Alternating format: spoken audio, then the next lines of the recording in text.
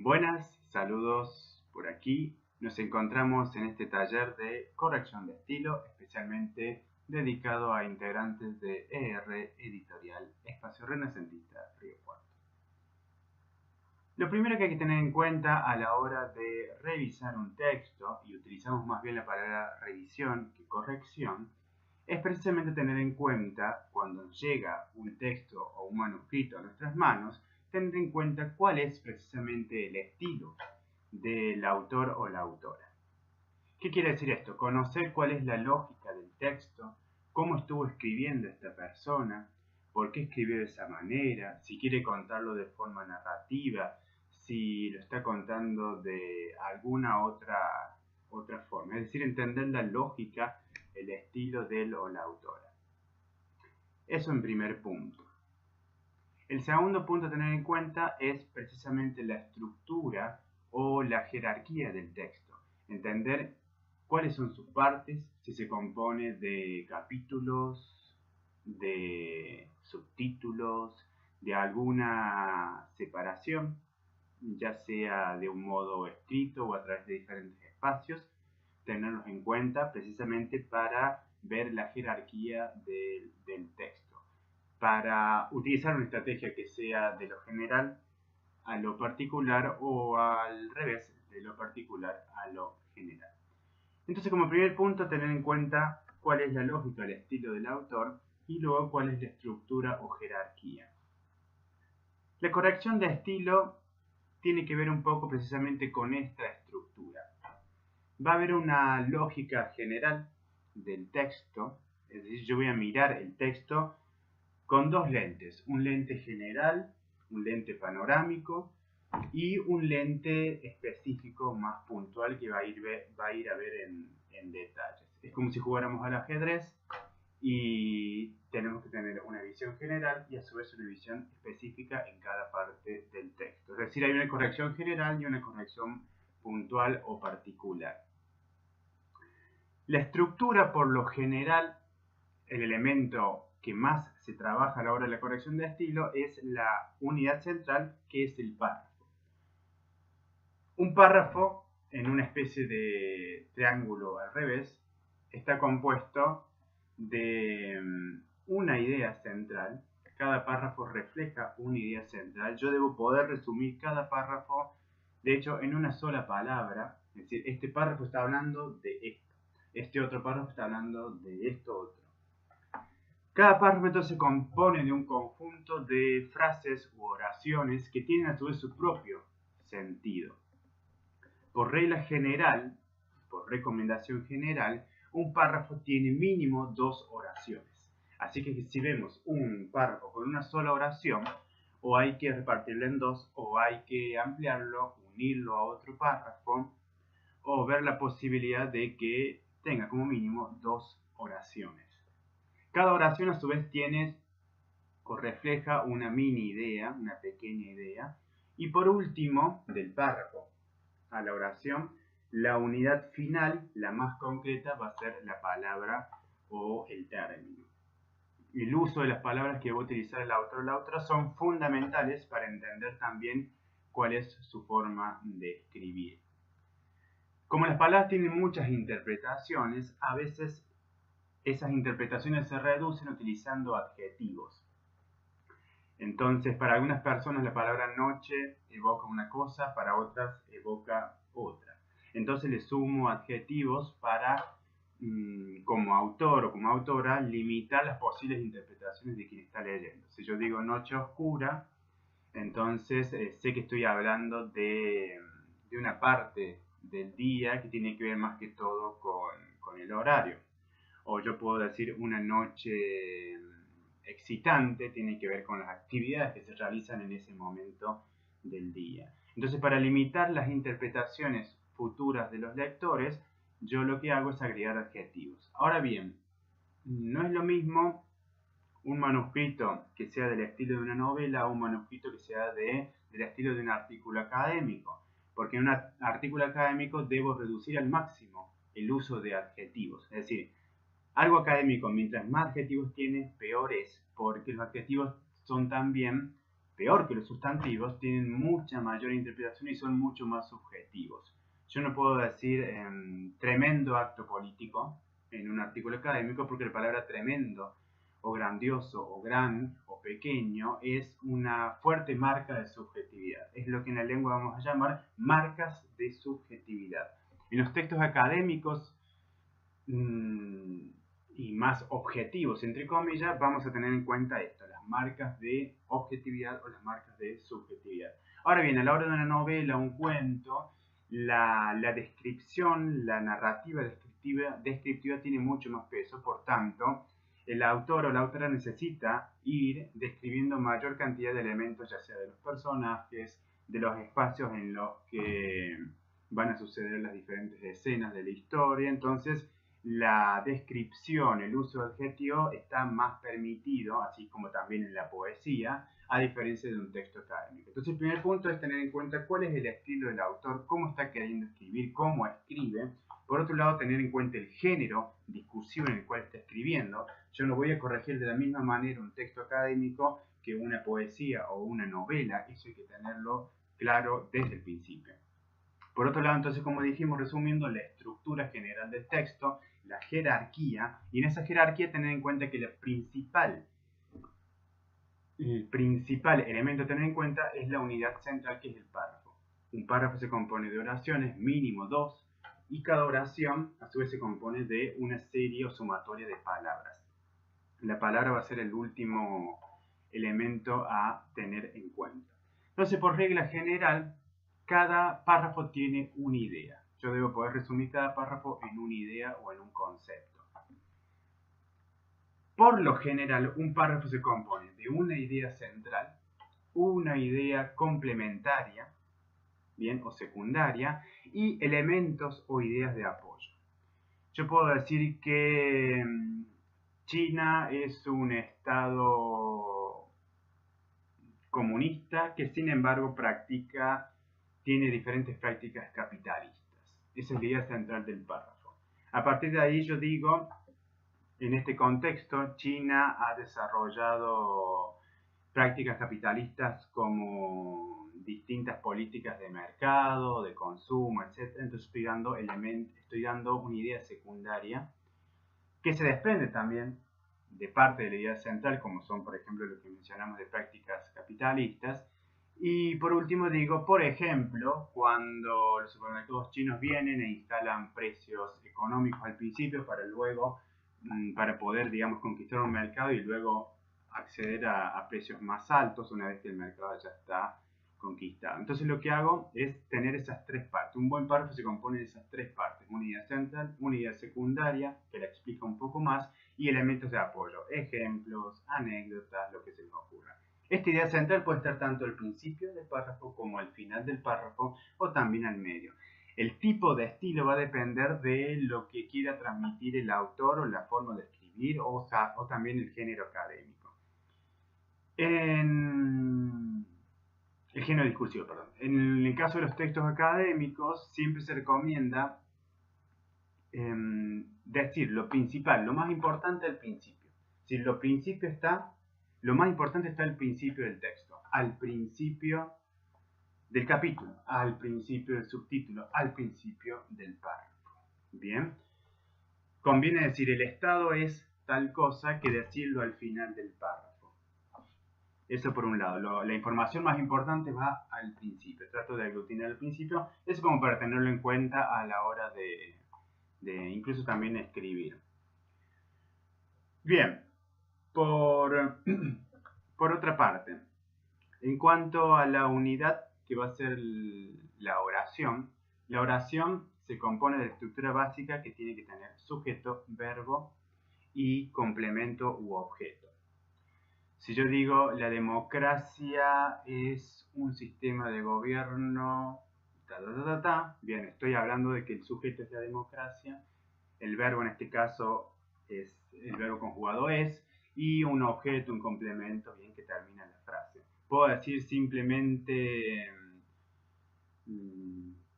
es un gobierno, bien, y ahí tengo un sujeto tácito que no está mencionado, pero está también dentro de la oración. Entonces, Cuando no conozco demasiado la estructura gramatical, vuelvo a la estructura básica que es sujeto, verbo y objeto. Me fijo en las narraciones, en los textos académicos, si esos tres elementos están dentro de la oración. Yo debo poder sacar cada párrafo del texto, de su contexto, y poder entenderlo más allá del contexto o del texto. A su vez, dentro del párrafo yo puedo sacar la oración, debo sacar una oración y que la oración se entienda por sí sola, sin necesidad del resto de las oraciones. Bien, así que esa es la idea. Un texto va a ser coherente cuando yo puedo sacar sus partes y entenderlas por sí solas. El contexto lo que me va a dar es la capacidad de reducir mis interpretaciones sobre eso para poder, seguir el hilo conductor que va a tener todo texto. Eso es importante. Cada texto tiene un hilo conductor. Cuando ese hilo conductor se pierde, ocurren lo que llamamos saltos temáticos. Yo empiezo hablando de una cosa, la autora empieza hablando de una cosa y de repente me salta con otra, que no hay un hilo conductor en esa historia. Esa historia puede ser una narración o simplemente un texto académico.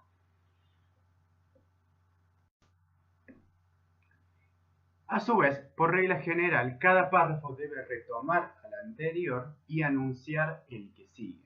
Bien, eso es importante para encontrar justamente este hilo conductor. Si yo estoy hablando de que en el sistema democrático existen dos formas de gobierno y ahí cierro el párrafo, el próximo párrafo me tiene que hablar de una de esas formas de gobierno. Bien, y si yo hablo de formas de gobierno, también este párrafo me tiene que decir que yo antes estuve anunciando las formas de gobierno. Es decir, la regla es esa, siempre trabajo de 3 párrafos. El primer párrafo me anuncia el que sigue, el del medio retoma el anterior y este del medio anuncia, digamos, al próximo. En ese sentido, se van a utilizar lo que se llaman gramáticas anáforas y catáforas. Las anáforas son palabras que retoman lo anterior. Por ejemplo, yo pongo punto y digo esto a qué hace referencia, lo anterior. Esto es una palabra que cumple la función de anáfora, retoma lo anterior. Y hay elementos que funcionan como catáfora, es decir, que anuncian lo siguiente. Cuando yo pongo, por ejemplo, 2 puntos, es que estoy anunciando algo. Entonces, en este caso también los signos de puntuación son muy importantes para la corrección de estilo. Bien, vamos a tener por un lado la corrección de estilo, más de tipo gramatical, y por otro lado la corrección tipográfica o ortográfica. Bien, en ese sentido los signos de puntuación son muy importantes porque también pueden cambiar el sentido de las frases. Como suelo decir ahí, los signos de puntuación lo podemos asemejar con la ropa. Yo no puedo ponerme una bufanda en las piernas, digamos. Es decir, cada signo tiene su lugar específico dentro del texto. Los signos sirven mucho para dar respiro, para que el lector o la lectora pueda respirar. Cuando yo pongo una coma, doy una respiración. Cuando pongo un punto, doy otra respiración. A la hora de leerlo también, un punto y seguido por lo general tiene un segundo de pausa para continuar la oración. Por ahí hay personas que no respetan ese segundo de pausa y continúan como si 2 oraciones fueran una misma. Por otro lado, cuando cambio de párrafo, se suele hacer una pausa de 2 segundos para indicar auditivamente de que estoy cambiando de párrafo. Entonces, lo que hacen los signos de puntuación es establecer el ritmo, como si fuera de la música o la métrica del texto. Es decir, yo voy dando ritmo con los signos de puntuación. Si comienza un signo, en el caso de la lengua española, también se cierra. Bien. Si hay un punto seguido, justamente quiere decir que va a continuar algo. Si hay un punto aparte, quiere decir que yo cambio de tema, a pesar de que estoy siguiendo con lo mismo, pero cambio de tema y empiezo una nueva idea. En ese sentido, todos estos elementos lo que van a lograr es lo que se llama legibilidad. Legibilidad alta y legibilidad baja. Cuando un texto es legible y tiene una legibilidad en este caso alta. Cuando las palabras son cortas y básicas, es decir, yo debo tratar de colocar la información más importante al principio. Bien, en el caso de los textos académicos, a veces la información más importante puede estar más al final, en el caso de una narrativa, porque necesito generar suspenso. Pero siempre es clave en la corrección de estilo el primer párrafo. El primer párrafo es la puerta de entrada, es el hall de esa casa que es el texto. La primera, la puerta principal, es la portada del libro.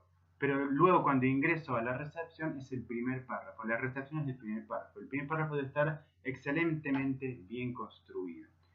Justo que dije esta palabra de excelentemente, hay que tratar también de evitar los adverbios terminados en mente. Muchas veces se acostumbra utilizar estos adverbios que terminan en mente simplemente porque se los quiere poner. Hay que tratar de evitar esas palabras largas, utilizar palabras cortas, en la medida de lo posible utilizar palabras concretas, es decir, que por ahí no en el caso de la poesía, pero en estos textos que las personas asocien directamente casa con esto. Bien, eso sería lo concreto de las palabras, a diferencia de lo abstracto de las palabras. Frases cortas, es decir, siempre hay que tratar de poner, como corrector o correctora, ver esto en el texto, tratar de que el sujeto esté al principio. Es decir, no debo postergar quién está haciendo la acción. ¿Qué quiere decir?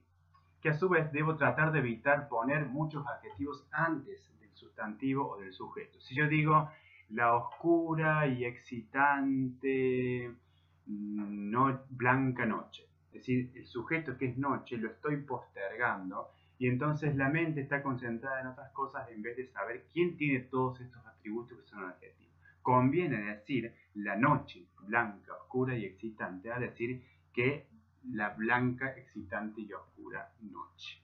Pero esto tiene que ver con el estilo, por eso hay que tener en cuenta si es un texto académico, si es una narración, si es una poesía o demás. Entonces, utilizar estructuras que favorecen la anticipación para la legibilidad alta. ¿Qué quiere decir? Que uno como autor tiene que guiar todo el tiempo a quien está leyendo para que no se vaya por cualquier camino.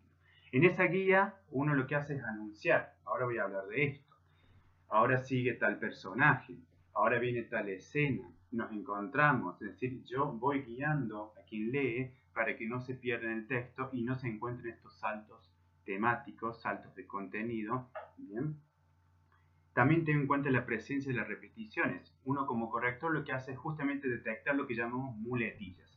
Cuando se utilizan muchos que, el queísmo, o muchos de que, el dequeísmo, cuando se utiliza mucho la palabra pero, la palabra como, cualquier, digamos, repetición que evidentemente es una muletilla del autor, bueno, hay que detectar esas muletillas para generar nuevos sinónimos. Sinónimos que a su vez respeten el sentido del texto. La clave de la corrección de estilo es respetar el sentido de lo que está diciendo la persona en ese texto, más allá de que podamos cambiarle la forma. Para la legibilidad alta también tenemos que tener en cuenta lo que llamaremos marcadores textuales. Los marcadores textuales son estos elementos que permiten dar cohesión al texto. Un tipo de marcadores textuales van a ser los conectores. Sin embargo, por lo tanto, bien, aunque lo que hacen los conectores justamente, como dice su palabra, es conectar las ideas, conectar las pequeñas ideas. Por regla general, después de un conector va una coma. Es decir, si yo tengo un punto y digo, por lo tanto, coma, ta, ta, ta, ta, ta, ta. Sin embargo, coma, ta, ta, ta, ta, ta, ta. Bien, eso es muy importante, respetar la coma después del conector. A su vez, otra regla general, más de tipo ortográfico, tiene que ver con que, por regla general, no se coloca coma antes de un verbo conjugado. Es decir, yo no puedo decir la democracia es, coma, un sistema de gobierno. En este caso lo que voy a decir es la democracia es un sistema de gobierno. O no puedo poner, justamente como está diciendo, la democracia, coma, es un sistema de gobierno. Porque estoy poniendo una coma antes del verbo. Solamente voy a permitir la coma antes del verbo cuando precisamente haya un conector. Sin embargo, coma, es posible tal cosa. Bien. También voy a tener en cuenta la situación lógica del verbo. Es decir, el verbo debe estar lo más cerca posible del sujeto o de quien está haciendo ese verbo. Yo no puedo decir Albertito, y me extiendo, compró una rosa blanca. Bien, cuando yo alejo el verbo del sujeto, se produce ahí, digamos, quien está leyendo se puede llegar a perder y entonces eso le va a hacer perder cohesión al texto y va a generar ruidos. Es decir, el trabajo del editor, el trabajo del corrector es evitar esos ruidos o esos saltos o esos alejamientos que hay entre un elemento como es el sujeto y el otro elemento como es el verbo. Siempre tratar de estar juntos lo más posible, lo más cerca posible. Eso también va a servir con con los elementos, por ejemplo, que mencionamos de las anáforas. Si yo hago una descripción extensa y después de esa descripción pongo punto, esto, coma, esa palabra esto, no sabemos bien si significa todo lo anterior o significa lo último que puse, bien, o si coloco esta, ¿qué es esta? Bien, democracia, esta personaje, digamos. Siempre hay que tratar de que esas anáforas, esos elementos que retoman información anterior, estén bien próximas a la última información que yo doy. Si digo la democracia es un sistema de gobierno político, punto. Si digo esta, seguidamente estoy haciendo referencia a la democracia. Si digo estoy haciendo referencia al sistema de gobierno. Y en ese sentido también va a tener importancia si colocamos primero el sujeto o el verbo y más que todo lo que llamamos las oraciones pasivas o activas. Se recomienda, al menos en la parte académica o de ensayo, ensayística, utilizar oraciones activas, es decir, los sujetos hacen las acciones. El gobierno emitió moneda, el gobierno devaluó, a decir que la devaluación fue hecha por el gobierno o la moneda fue emitida por el gobierno. Y es muy importante ahí justamente el sujeto de la acción, por eso no es cuestión arbitraria utilizar oraciones pasivas o activas porque sí. No es lo mismo decir el gobierno fue votado por el pueblo a decir que el pueblo votó al gobierno, porque en un primer caso lo que importa es el gobierno y en otro caso lo que importa es el pueblo. Le estoy dando más importancia al pueblo. Bien, por eso es importante también tener en cuenta eso, si quien está escribiendo le está queriendo dar importancia a un determinado sujeto, pero por lo contrario está haciendo uso de oraciones pasivas que ponen a ese sujeto en una posición pasiva cuando justamente necesitamos al revés, darle la posición activa en el lugar del texto. Y por último, el elemento que vamos a tener en cuenta para una gran legibilidad alta va a tener que ver con los diferentes elementos de variación tipográfica que vamos a utilizar. Si el texto puede ser monótono, es decir, con la misma letra y no cambia nada, o genero variaciones tipográficas. Algunas palabras les puedo hacer énfasis o resaltar con comillas, a veces las resalto con cursivas, si es una palabra extranjera. Muchas veces las palabras extranjeras o los extranjerismos las podemos poner en cursiva. Si utilizo alguna negrita, si utilizo algún subrayado, algún subtítulo, son elementos que me hacen despertar mientras voy leyendo el texto, que quizás más allá del contenido, por la estructura visual del texto, yo puedo estar cansándome y así dormirme, cuando en realidad, bueno, con estos elementos lo que hago es despertar a quien está leyendo. Entonces, por regla general, lo que hay que lograr es que más personas puedan acceder a esa lectura. ¿Esto qué quiere decir? Que el texto, mientras más sencillo, mejor. En los años 60-70 en Estados Unidos, la Asociación Nacional de Consumidores, en la época del gobierno de Carter, empezó a generar lo que se llamó en ese momento el movimiento del estilo llano. El movimiento del estilo llano en una época donde la burocracia empezaba a generar toda una documentación bastante extensa, donde los documentos públicos empezaban a estar alejados del vocabulario que utilizaban las personas cotidianamente. Bueno, este movimiento del estilo llano empezó a decir, bueno, hay que utilizar un lenguaje sencillo. Es decir, por regla general, el lenguaje sencillo llega más a las personas. Entonces, lo que hay que tratar de hacer a la hora de corregir o a la hora de revisar un texto es preguntarse esto. ¿Puedo decir esto de forma más sencilla? ¿Y puedo decir esto de forma más corta? Si puedo hacerlo, entonces lo hago. Es decir, Si todo este párrafo está rebuscado, lo puedo decir en una oración, lo digo en una oración. Por regla general, a veces menos significa más y es mejor. Entonces debo tratar de hacerme siempre estas preguntas. ¿Lo puedo decir de forma más sencilla? ¿El autor lo puede decir de forma más sencilla? Porque a veces no es que generó un texto rebuscado porque es así su estilo y demás, sino porque simplemente no sabía escribir y no pudo transmitir esa idea. Y es importante tenerlo en cuenta porque el autor o la autora no va a estar al lado de la persona que esté leyendo para decirle, mira, yo quise poner esto. Es decir, lo que tiene que hacer un corrector es facilitarle el trabajo al lector o a la lectora diciéndole, mira, el autor quiso poner esto, pero no es que quiso poner esto, dijo esto y no hay que interpretarlo tanto, por eso uno va a dar distintos elementos y va a hacer esta corrección. Entonces, ¿puedo decirlo de forma más sencilla y puedo decirlo de forma más corta? Perfecto. Una gran tarea que hace el o la corrector de estilo es precisamente ver que la historia tenga un principio, un desenlace y un final. Es decir, uno como corrector conoce la historia del texto, es decir, lo que se va narrando, y al involucrarse en el texto, más allá de la corrección gramatical, justamente por eso esta visión panorámica, yo voy viendo ese texto y voy descubriendo de que hay elementos que faltan, o de que el autor mencionó una cosa, y la habla con naturalidad cuando nunca la mencionó, es decir, aparece de repente un personaje o aparece de repente algo que descoloca, digamos, pero lo descoloca porque está hablando como si ya hubiese hablado de ese elemento y en realidad nunca lo mencionó. Entonces uno, como corrector, lo que hace es conocer la historia y detectar estas errores de récord, como se llaman por ahí en el lenguaje cinematográfico. Estos errores tienen que ver con faltas, bien de menciones, de haber obviado algunas cosas que en la mente de quien escribió están, pero plasmado en el escrito se han salteado. También más a nivel ortográfico y también más a nivel gramatical, voy a tener en cuenta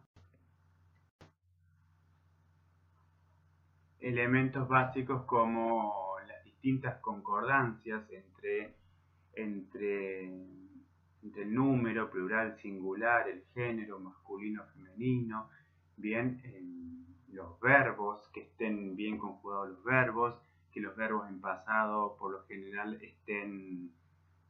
lleven acento, por ejemplo, costó, va con acento, estudió, va con acento, estos son verbos en pretérito perfecto, es decir, que terminó la acción, concluyó ahí, a diferencia de los verbos en pretérito imperfecto, costaba, cantaba, donde la acción es pasada pero está de un modo más continuo. Entonces, en este sentido, lo que voy a tener en cuenta también es la concordancia entre los tiempos verbales. Yo no puedo estar hablando, el autor no puede estar hablando en presente y de repente utilizar pasado sin ninguna, digamos, por un cambio así brusco, sin tener en cuenta ningún elemento gramatical.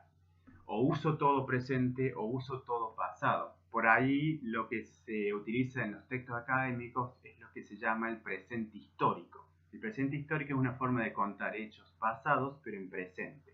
Yo puedo decir, por ejemplo, Rusia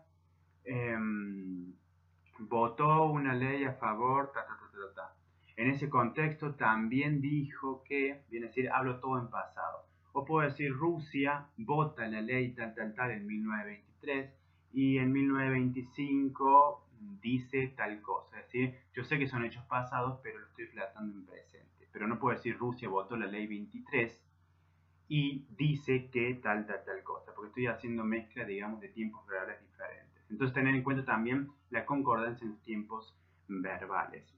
Bien. A su vez, bueno, como dijimos de los signos de puntuación, saber utilizar la coma, no va coma antes de verbo, a excepción de que haya un conector, sí va coma después de un conector. La coma también funciona a veces como la omisión de un sujeto, es decir, yo pongo una coma y sé que estoy hablando de tal sujeto, por eso lo omito, pero porque el sujeto lo mencioné antes. por ejemplo, digo, la democracia es un sistema de gobierno, punto. También, coma, es un régimen político. Esa coma ahí está cumpliendo la función de reemplazar a la palabra democracia, en este caso que sería el sujeto del cual estamos hablando. A su vez la coma da respiro también, bien, cuando la oración es larga. La coma también permite, entre comas, agregar información. Por ejemplo, el príncipe, coma, ese ser aislado del pueblo, coma, y continúo la oración, es decir, agrego una información que es diferente a aclarar una información, que en ese caso voy a utilizar los paréntesis. La Primera Guerra Mundial, entre paréntesis, 1914-1918, cierro paréntesis, continúo. Es decir, hay que tener en cuenta cuando uso la coma para agregar información, porque la coma es también para agregar información entre comas, o si es para aclarar información, que en este caso iría entre paréntesis. Es muy importante también tener en cuenta los acentos, es decir, conocer las reglas de acentuación, y en este caso más que todo tener en cuenta con lo que son las palabras, los monosílabos, es decir, las palabras monosilábicas, es decir, por ejemplo, la palabra sí, la palabra de, es decir, saber cuándo va de con acento, de sin acento es una preposición, de con acento puede ser el imperativo del verbo dar, ¿bien? O, por ejemplo, el sí sin acento tiene la función de una conjunción, digamos, para que se utilice para los tiempos verbales, sí puedo tal cosa, que no es lo mismo decir sí como afirmación, que ese sí como afirmación va con acento. Entonces el acento por ahí cambia, en el caso de las palabras de una sola sílaba, le cambia automáticamente el significado. Entonces por eso es muy importante. Hoy en día, según la Real Academia Española, el aún y el solo ya no llevan acento. Antes sí se diferenciaba el solo con acento y sin acento, y el aún con acento y sin acento. Tenerlo en cuenta que hoy en día ya no se utiliza. Por lo tanto, es mucho más fácil para nosotros porque no tenemos que tener en cuenta si es aún como todavía o aún en otro sentido.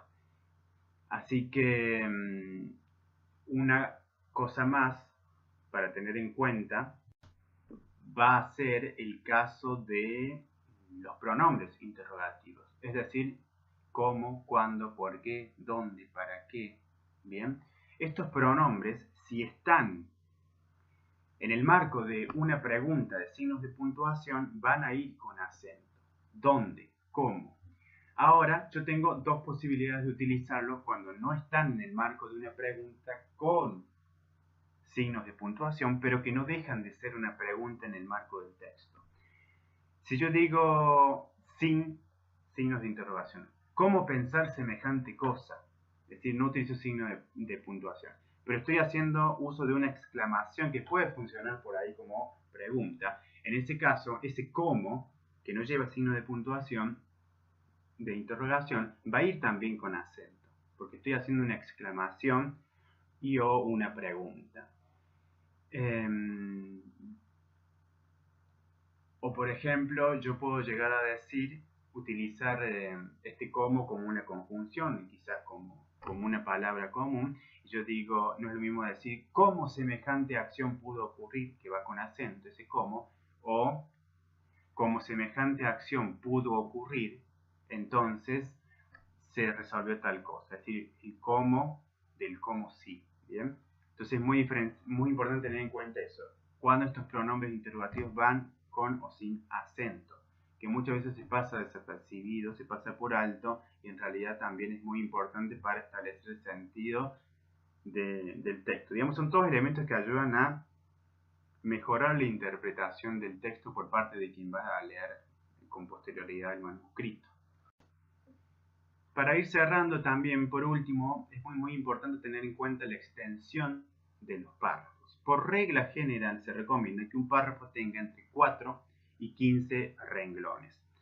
Es decir, mínimo 2 oraciones y entre 4 y 15 renglones. Fíjense los distintos formatos que les voy a mostrar aquí.